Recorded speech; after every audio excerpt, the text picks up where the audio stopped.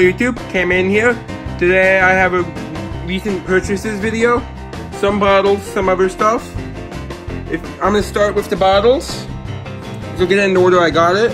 So this one my grandma gave me. It says Mompe Berlin. It's a German bitters bottle. 1950s if I'm not mistaken. Yep. I'll show pretty cool, it has an elephant.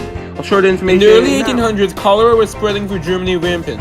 Dr. Karl Mompe was the medical practitioner and the World Prussian Privy Medical Council. He was brewing with alcohol and healing herbs mixed together to make his brandy stomach bitter drop, which he sold in pharmacies. He started making his medicine in the 1830s in the city of Stargard, Pomerania. It was said that his bitter drops may even bring the dead back to life.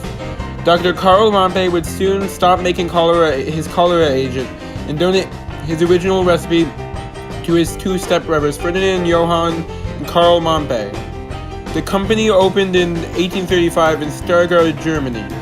The mark Mompe was created in 1835 and became Stargator Mompe. Karl Mompe Sr.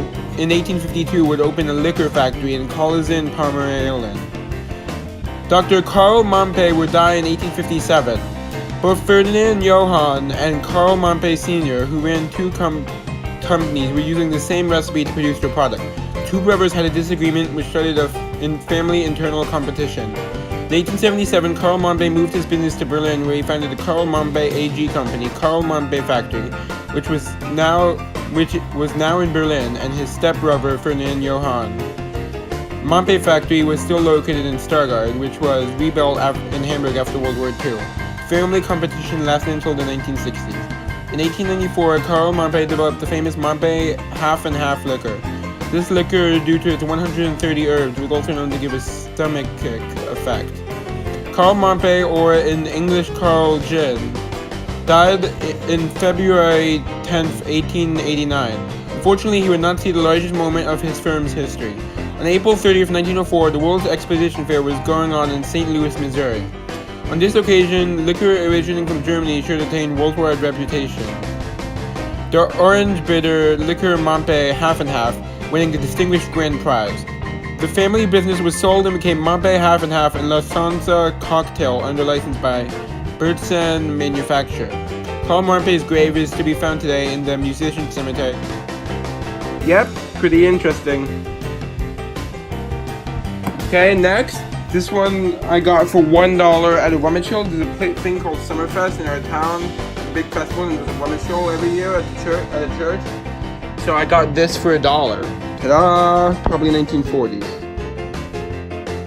Crescent Milk. And that still has a lid. I'll show you. Yep, pretty cool.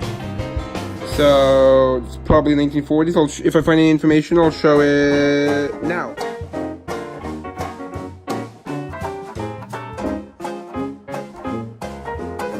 Okay, next. This is from that same Summerfest. This was $1 also. This I got at the local antique store. It's a really cool certificate from 1906. Look. By the Appellate Division of the Supreme Court of the State of New York. In the 4th Judicial Department, note that Charles something Winslow, Syracuse, New York, having applied to basically got to be an attorney counselor at law. Yep.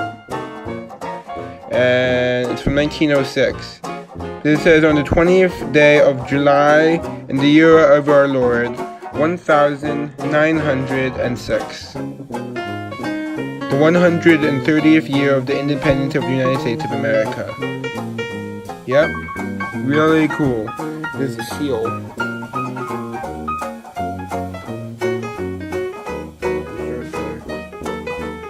Yep, really cool. I'm gonna frame that pop if I can find a frame big enough in our house. Otherwise, I don't know. But it's really cool. Yep, the certificate was signed by the judge Peter Billy McLennan. Peter Billy B. McLennan was born December 3rd, 1850 in Linden, Cattaraugus County, New York. He was one of 6 children, the son of a journeyman stonecutter. His parents were immigrants from Scotland who had taken up subsistence farming at Scotch immigrant settlement in Linden. In In addition to duties at home, he was a farm laborer to his neighbors as a youngster, and acquired a reputation as something of an agronomical and breeding advisor. By the age of 16, he had obtained a job as a school teacher, though oddly enough, he had only ever attended school in the winter months. He managed through savings and part-time employment to put himself through Alfred University, from which he graduated cum laude in 1873. For a period in 1873, he was a school teacher in what is now Solvay, New York. He was then hired as managing clerk for the firm of Fulker and Van in Syracuse, where he studied law.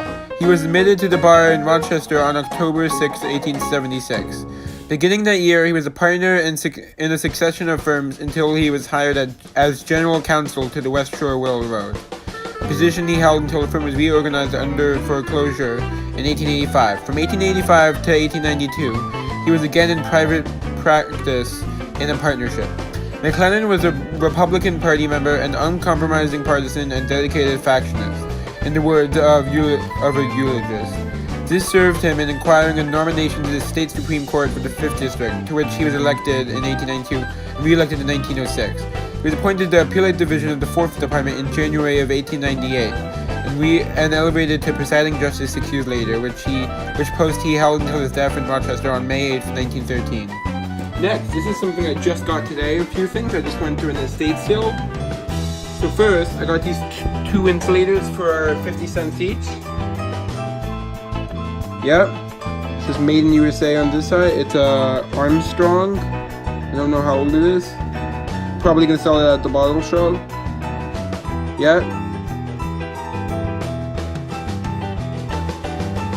Pretty cool. Yep. And they're on that envelopes because it's drying, so I just cleaned it. Yep, then there's this one, Whittle Tatum #1. Yep.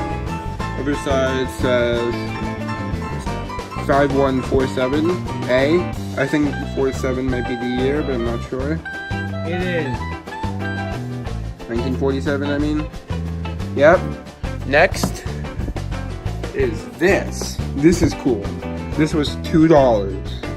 The giant speed limit sign. Well, actually, I think this is yellow, means suggested speed. Yep, but that's really cool. There was a few other signs. I wanted to get a street sign, but it didn't have holes in it, so I didn't get it. So this was $2. I'm gonna put it up in my room.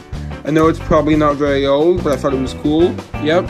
And then I got two brackets for mounting a shelf. They were $5 for the pair. They're different though, but they're the same size, so it works. Yep, here's one. Yep. And here's the other. This one's even cooler. That's all. Hope you enjoyed. Time to speed away.